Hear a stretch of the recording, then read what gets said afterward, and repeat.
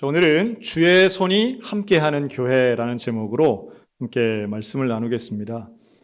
성경에 보면 하나님의 손, 하나님의 팔 이런 표현들이 많이 나옵니다.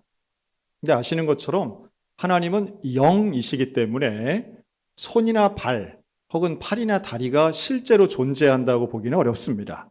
다만 이것은 인격화한 상징이라고 봐야 되겠죠. 대개는 하나님의 능력, 하나님의 영역 이런 걸 표현할 때에 여호와의 손, 하나님의 팔 이런 표현들을 사용합니다.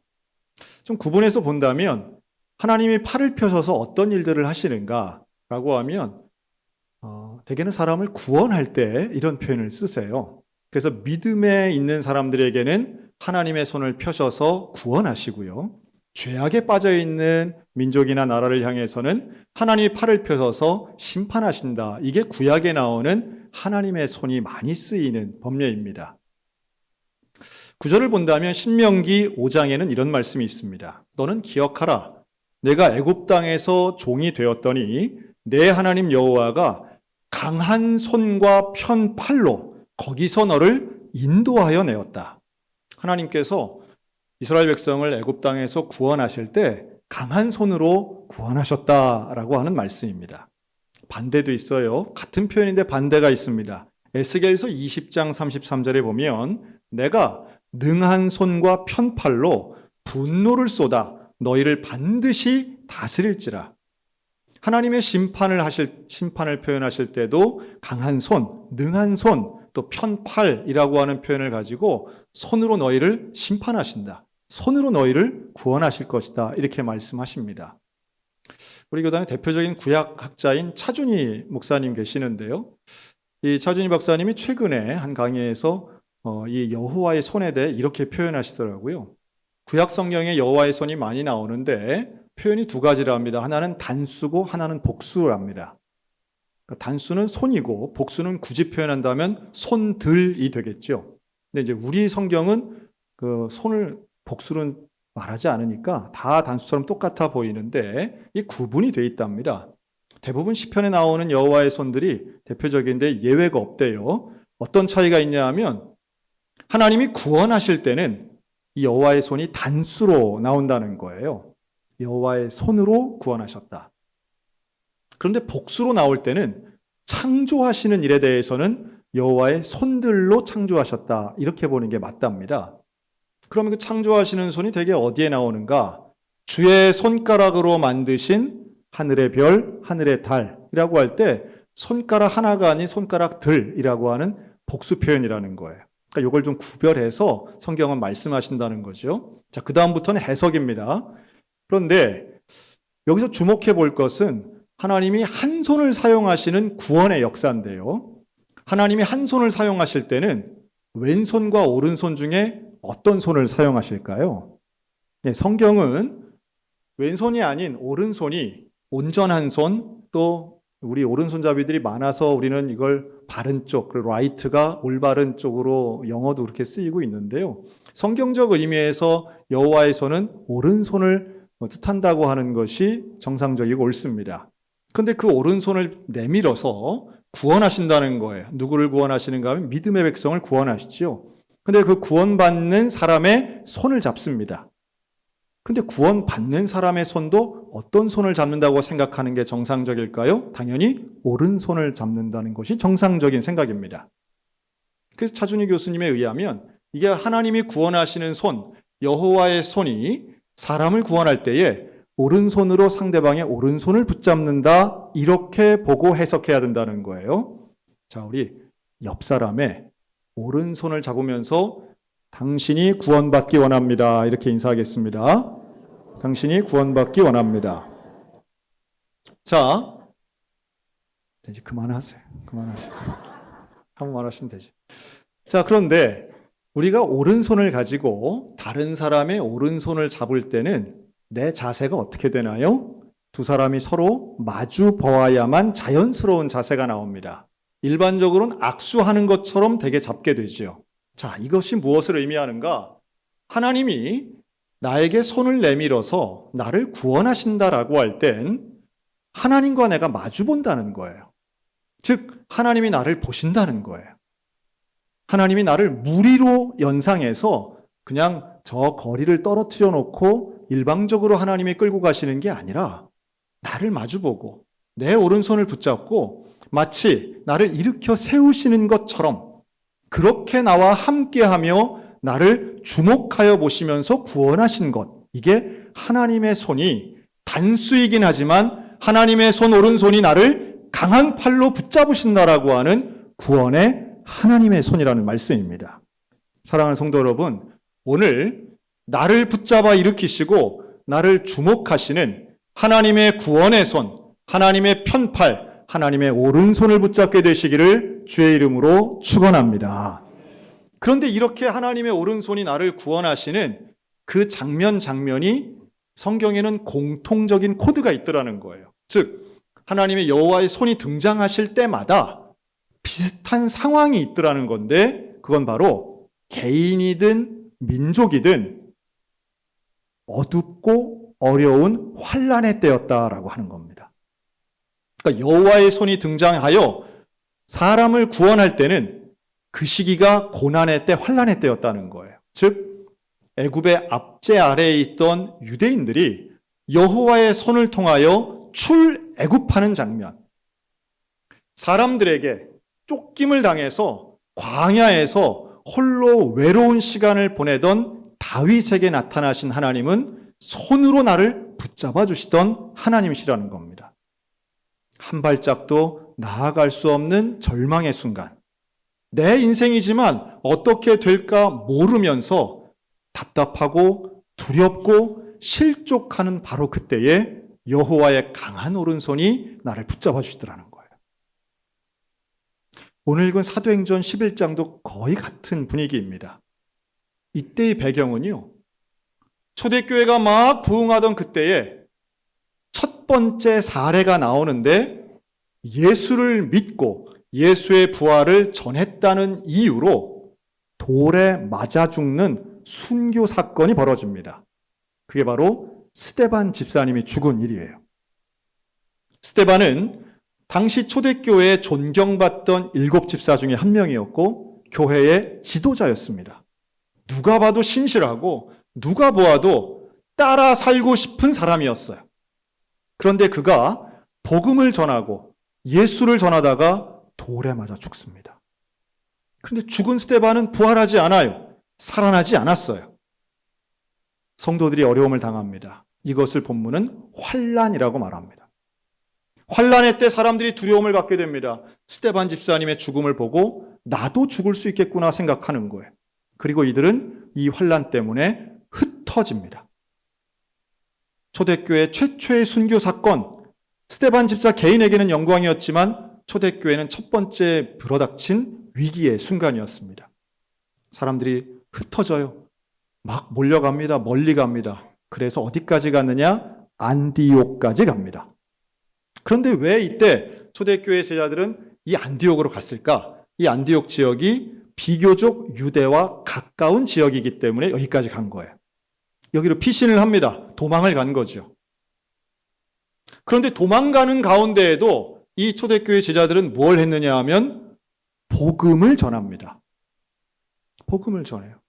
만나는 사람들에게 만나는 유대인들마다 가서 복음을 전해요. 놀라운 일이죠.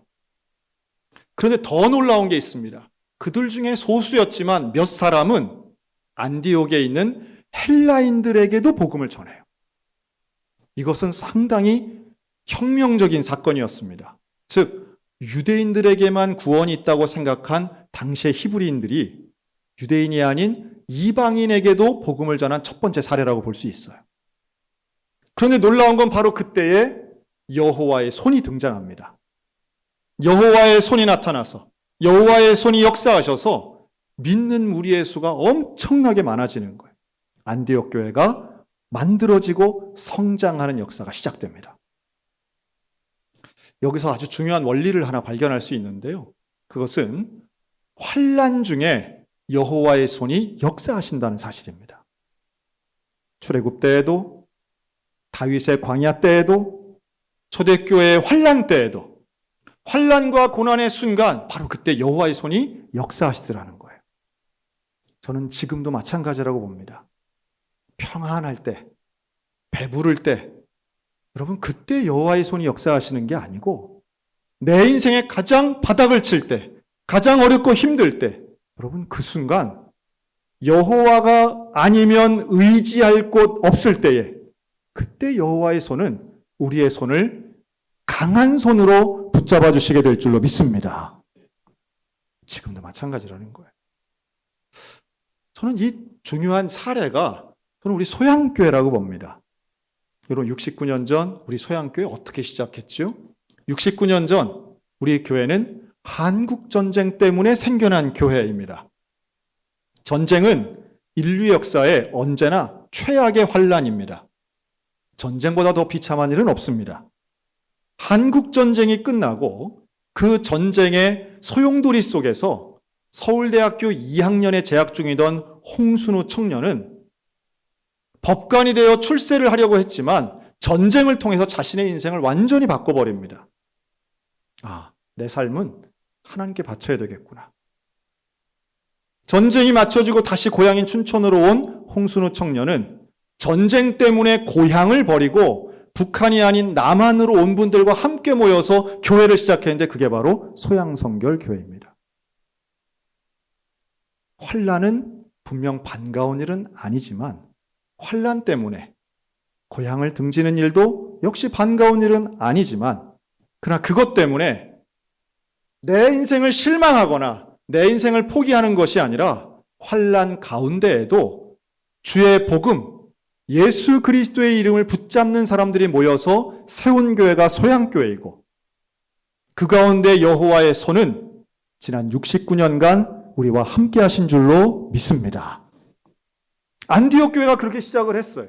안디옥 교회는 환난 때문에 도망쳐온 사람들이지만 그들이 모여서 죽을까봐 두려워서 도망쳤지만 목숨 걸고 복음을 전했더니 교회가 세워지더라는 거예요.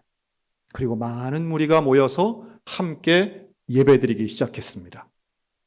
그랬더니요, 그 소문이 예루살렘까지 들리게 됐습니다. 예루살렘 교회는 당시에 일종의 모교회라고 할 수 있겠죠. 베드로 사도가 지도하고 있던, 책임지고 있던 교회였습니다.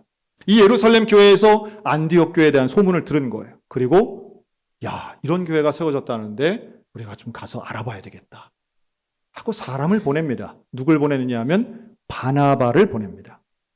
저는 성경 전체에서 참 위대한 인물이 많지만 21세기 우리 대한민국 개신교인들에게 정말 필요하고 닮아가야 될 성경인물 하나 꼽으라면 저는 바나바가 빠지지 않는다고 봅니다.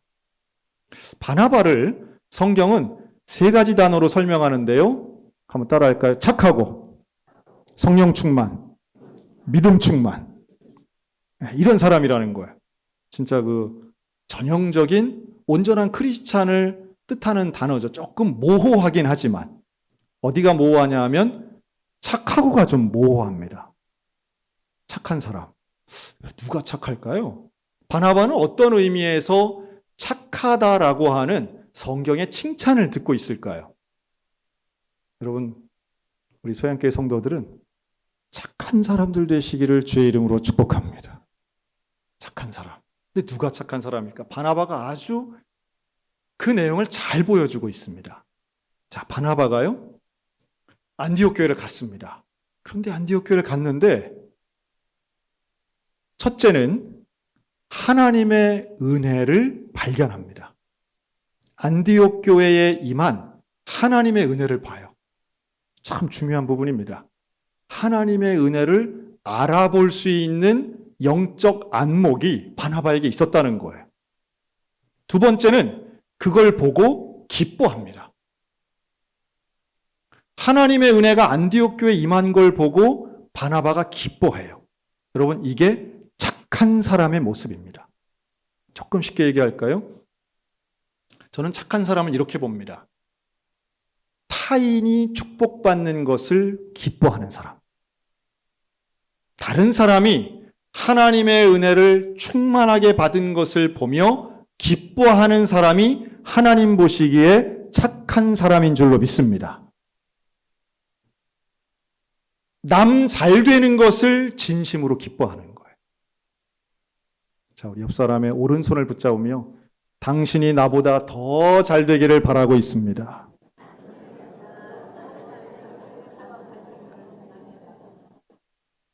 네. 속으로는 너무 심하면 또 조금 그런데 이럴지 모르겠어요. 그러나 여러분, 바나바가 보여주고 있는 태도는요, 너무너무 놀랍습니다. 안디옥 교회와 바나바가 오늘 우리에게 교회가 어떤 교회가 돼야 되는가, 하나님의 손이 임하면 어떤 교회가 되는가를 보여주는데, 전 이걸 한마디로 한계를 뛰어넘는 교회가 된다, 전 이렇게 말씀드리고 싶어요. 어떤 한계를 뛰어넘어요. 안디옥 교회가 이방인에게 복음을 전했다라고 하는 건 당시의 히브리인 중심, 유대인 중심의 어떤 자기만의 종교, 유대교라고 하는 것을 뛰어넘었다는 걸 보여줍니다. 이방 땅에 세워지고 이방인들도 구원받을 수 있다라고 생각하는 건 지금은 당연하지만 이때 당시로서 너무도 놀라운 생각이라는 거예요. 그런데 바나바는 여기서 한 발짝 더 나갑니다. 즉 안디옥 교회가 지금 하고 있는 사역과 사업을 칭찬하고 기뻐해요. 단순히 사람만 많은 게 아니라 여기에 하나님의 은혜가 있음을 바나바가 깨닫는 거죠. 안디옥 교회가 환난을 당합니다. 그 환난 자체는 해결되지 않습니다. 여전히 핍박받고 예수를 믿는 문제가, 그래서 죽임을 당할 수 있는 상황은 여전히 존재했습니다. 그럼에도 불구하고 안디옥 교회 안에서 있는 사람들은 환난을 외면하는 것이 아니라 환난 속에서도 복음을 전하는 목숨 걸고 지킨 사명이 있었기에 안디옥 교회는 하나님의 손과 함께 역사하는 교회가 된 줄로 믿습니다. 바나바가 그걸 본 거예요. 바나바가 이 안디옥 교회에 하나님의 은혜가 임한 것을 본 겁니다. 이들은 배신자가 아니다. 이들은 우리와 다른 사람이 아니야. 이들은 우리와 똑같은 하나님을 믿는 사람들이고 하나님과 동행하는 에클레시아야. 그리고 바나바는 한 발짝 더 한계를 뛰어넘는 일을 하는데요. 그것은 이 안디옥 교회를 돕기 위해서 한 명의 동역자를 데려오는 일입니다. 그가 다소에 가서 누구를 데려오느냐 하면 사울을 데려옵니다. 사울을 데려와서 1년 동안 안디옥 교회에서 함께 말씀을 가르치며 이 교회를 섬기게 돼요. 자, 그런데 사울은 누구인가요? 안디옥 교회가 세워지게 된 이유는 환난 때문이었습니다. 그런데 그 환난은 어떤 환난인가 하면 스데반 집사가 순교하여 죽은 것이 환난의 시작이었어요. 그런데 누가 스데반을 죽였나요? 사울이 죽인 것입니다. 스데반을 죽인 사울을 바나바는 데리고 와서 이 안디옥 교회 지도자로 세운 거예요. 먼 옛날 일도 아니에요. 불과 얼마 전에 있었던 스데반의 죽음이에요. 그런데 안디옥 교회 교인들 입장에서는 사울은 복음의 원수 같은 사람입니다. 그 복음의 원수 같은 사람을 데리고 와서 지도자로 세우는 바나바를 수용하고 사울을 받아들인 교회가 안디옥 교회라고 하는 사실입니다. 얼마나 위대합니까? 인간의 한계를 뛰어넘는 거예요. 즉 이방인 선교라고 하는 한계를 뛰어넘었고 복음의 원수라고 하는 한계를 뛰어넘습니다. 누구라도 예수를 믿는 신앙의 고백이 있으면 그 사람을 받아들여서 그 사람을 세울 수 있었던 교회가 바로 안디옥 교회였던 것입니다.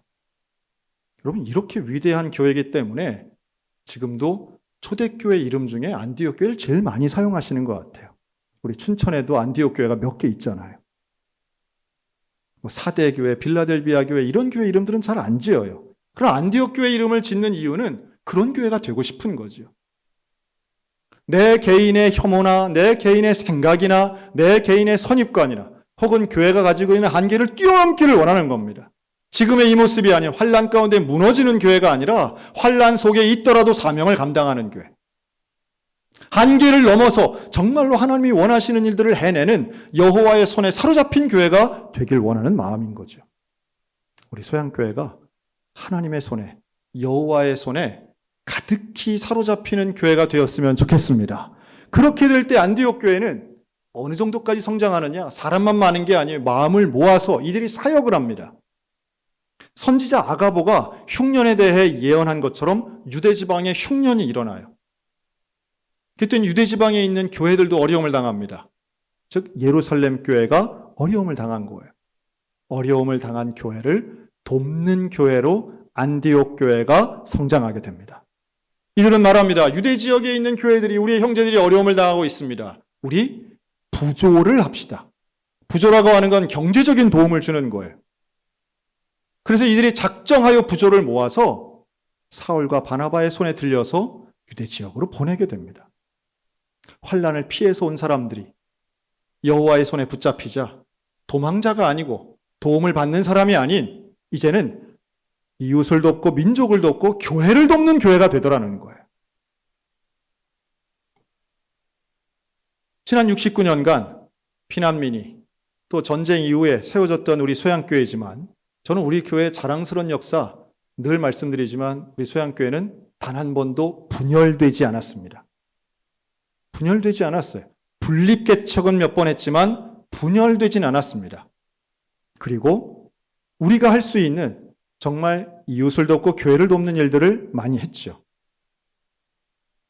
가장 최근에 있는 일만 좀 해도요. 여러분, 작년 4월 우리는 울진 지역의 산불 피해 지역을 직접 방문해서 큰 트럭에 물품 가득 싣고 가서 우리 교인들이 해주신 헌금을 전달했습니다. 2022년 8월 문효도라고 하는 섬에 있는 교회를 우리가 도와서 정말 깔끔하게 리모델링이 됐습니다. 작년 9월 한 번도 가보지도 않은 경남 마암교회를 우리 교회가 후원해서 새롭게 건축하고 그곳에 아이들이 그 초록 학교를 통해서 부흥하고 있는 현장, 제가 작년 9월에 갔었습니다. 그리고 기억하시겠지만, 그리고 그 입당 예배에 감동받으신 부산 아름다운 교회 안영자 집사님이 김을 그냥 10박스나 보내주셔가지고 전교인이 다 김 하나씩 받았던 그런 기억도 있습니다. 올해 1월에는 러시아에 있는 라잔 교회에 우리 교회가 헌금을 했습니다. 그래서 전체 건물 3층 중에 현재 2층까지 올라가는 건축이 진행되고 있습니다. 또 4월, 지난 4월에는 튀르키예 지진 피해 지역에 일하고 계시는 선교사님들에게 우리 교회가 모은 헌금을 전달해서 시리아 내전 지역을 포함해서 함께 선교도 했습니다. 아마도 어제 또 그제 이번 한 주간 동안 뉴스 보시면서 지금 집중된 호우 때문에 많은 분들이 어려움 당하고 있는 뉴스 보셨을 거예요. 오송 지하차도 참사, 이것도 관심이 있지만 저는 괴산댐이 범람해서 지금 농경지가 다 침수된 그 지역에 계시는 고령의 주민들, 이 막막해 하실 이분들 누군가 도와야 되겠구나 하는 생각을 가집니다. 아마도 이번에 피해가 좀 정리가 된 이후에는 이번 집중호우 지역에 대한 전국적인 도움의 손길들 필요하지 않을까 생각이 들어요. 당연히 우리 교회도 한 부분을 또 선택해서 해야 되겠죠. 안디옥 교회는 이웃의 아픔을 그냥 돌아보지 않은 교회입니다. 직접적으로 관여했던 교회였습니다. 그리고 이 일을 앞에서 이끌었던 리더가 바로 바나바였던 것이죠. 바나바는 하나님의 은혜를 볼 수 있는 안목과 함께 복음의 원수 같았던 사람도 품에 품는 영적인 안목이 있었고, 또한 교회를 돕는 교회로 세워지는 하나 되는 놀라운 일들을 이끌어 갑니다. 그러나 이 모든 일은 한 개인이 한 것 아니고 여호와의 손이 은혜 가운데 임했기 때문에 가능한 일이라는 걸 잘 알고 있습니다. 우리 교회도 마찬가지고 앞으로도 마찬가지일 것입니다.